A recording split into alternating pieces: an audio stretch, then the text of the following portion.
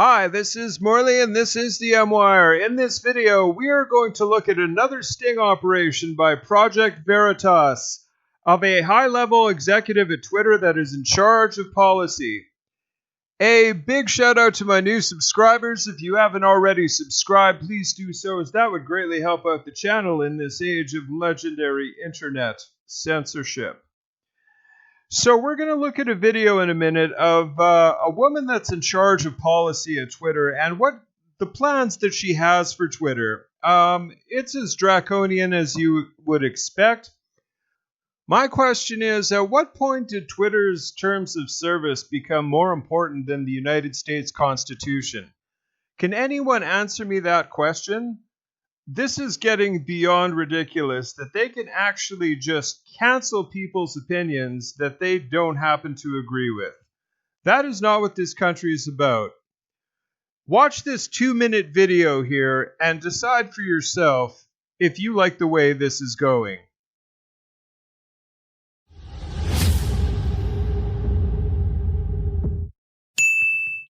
Beyond de-amplification, conspiracy theories, we are going to be permanently suspending those accounts. Whether we believe Trump's tweets are inciting violence and having real world harm, I think we've seen that, in fact, they are, since coming back from the timeout to de-escalate the situation. In other places around the world where we've seen violence unfold as a result of either misleading information or coded rhetoric.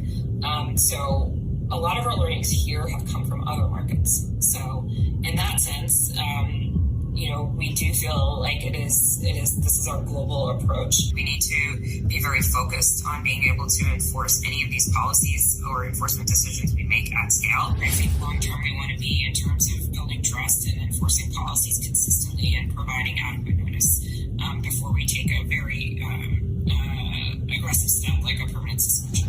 There's also been a lot of questions about retros, of course we're going to do a retro. I mean, we're in the midst of a retro around the election generally. This will be most definitely folded into it. What we saw Wednesday morning was really concerning to us, obviously. So a small team gathered from Trust and Safety. We were discussing the potential for violence to happen, and we decided to escalate our enforcement of the civic integrity policy and use a label that disabled engagements to stop the spread of potentially inflammatory content, which is the content around election interference, election fraud, stealing the election, that type of thing. We are going to, conspiracy theories, we are going to be permanently suspending those accounts. We are doing everything that we can to ensure that Twitter is being used in a positive way that positively affects society. If you're on the inside of big tech, mainstream media, or federal government agencies, reach out to us at veritastips@protonmail.com. Be brave. Do something. Does this have any semblance of order to the America that you know and love? No, I thought not. Me neither. But that's where this is going, folks. Censorship is just off the chain. I know that's not exactly news, but I wanted to show this video to illustrate exactly, for no other reason, to delve into the mind of the people that make policy at Twitter. We are rapidly approaching a state of critical mass as far as free speech goes, and if we don't speak up now, we won't have the opportunity to speak up later. Just a brief update on Parler. Parler is actually back up right now. Their site isn't available for use, but if you go to Parler.com, there's a message there from John Matze, the president and CEO of Parler.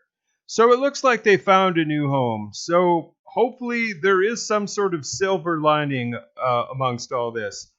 I just want to mention that I'm actually on Gab and CloutHub now, and if you want to follow me there, the links will be in the description box. Please like, comment, share, and subscribe. It's more imperative than ever, folks. Thank you, and God bless y'all.